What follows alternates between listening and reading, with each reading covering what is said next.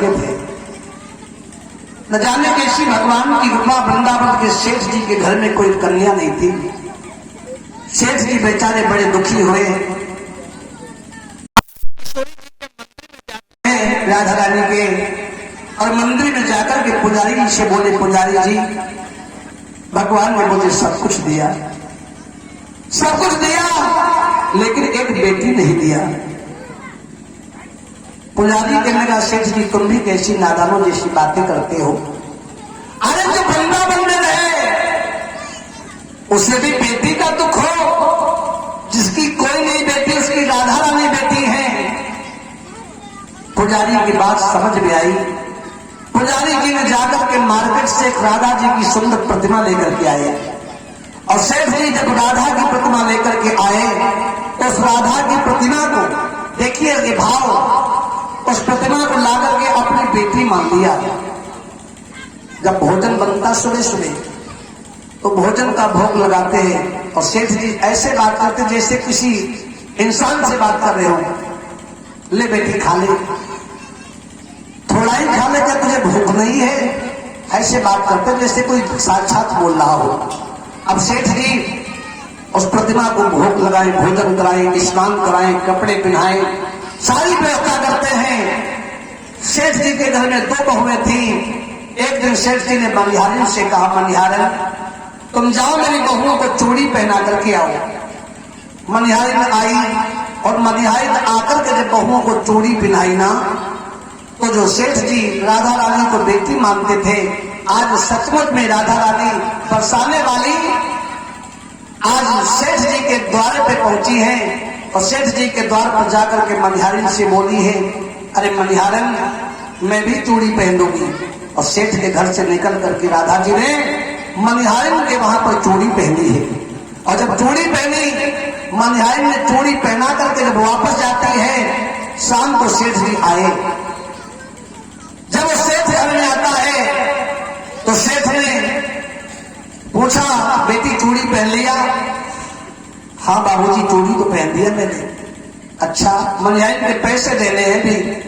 सवेरा हुआ, सेठ दुकान पर गया, मनिहारिन को बुलाया तो मनिहारिन से कहा, मनिहारिन तुम्हारी चूड़ियों का क्या मोल है, कितने पैसे हुए तुम्हारे, ले लो, हमारी 2 बहुओं ने चूड़ी पहनी है। तो मनिहारिन कहने की, नहीं सेठ जी तुम्हारे घर में 3 लोगों को मैंने चूड़ी पहनाई। 3 लोगों को? मेरी तो 2 ही बहुएं, तीसरी कौन थी? अब भगवान की ऐसी कृपा, सेठ जी जो है वो तो सोचते थे कि हम बेटी माना वो तो पत्थर की प्रतिमा है, वो कहां हो सकती है। राधा जी को भूल गए।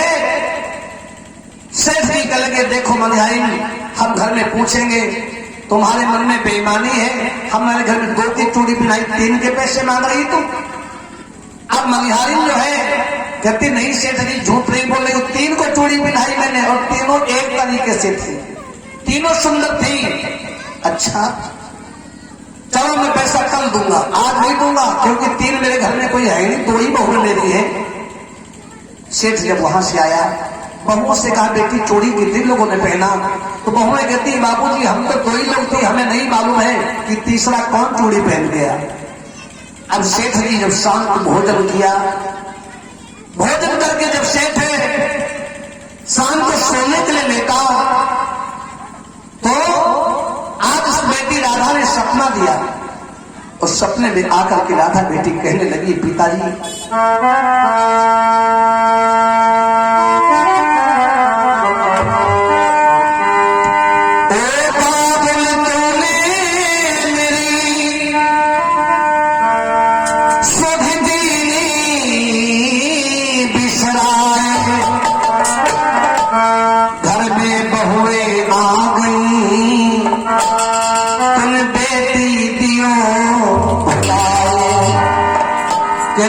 पिताजी तुम्हारे घर में बहुएं आ गई, तुमने अपनी बेटी को भुला दिया, अब मैं तुम्हारे घर को छोड़ के चली जाऊंगी, कभी नहीं आऊंगी।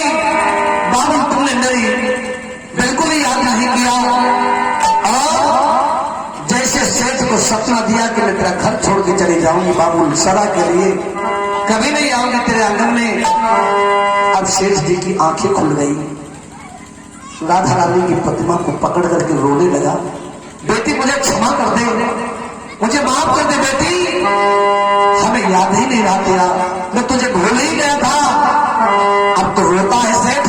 उसी समय रात के समय में सूटकेस उठाया और गाड़ी लेकर के मनिहाइन के द्वार पे पहुंचा। मनिहाइन के द्वार पर जाकर के पहुंचा और कहने लगा, मनिहाइन तुम्हारी चूड़ियों का जितना पैसा हुआ हो वो हमसे ले लो और हमें क्षमा कर दो मनिहारन, हमसे गलती हो गई है। मनिहारिन ने कहा, सेठ जी इतनी रात में क्यों चले आए?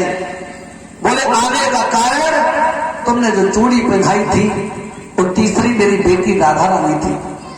मेरी राधा बेटी को तुमने चूड़ी पहना दिया और मैं अपनी बेटी को भूल गया, इसलिए मेरी बेटी की अनमोल मेरी बेटी है, तो जो इच्छा से मांग ले और जो इच्छा से ले ले। सूटकेस खोल के फेंक दिया सेठ ने। मनिहाइन ने लगे, धन्य भाग्य मेरा, सेठ जी अब मैं कुछ नहीं चाहती हूँ। और वो मनिहाइन कहती है कि सेठ जी कि हमारो धन राधा, आप लोग भी बोलेंगे, हमारो धन राधा श्री राधा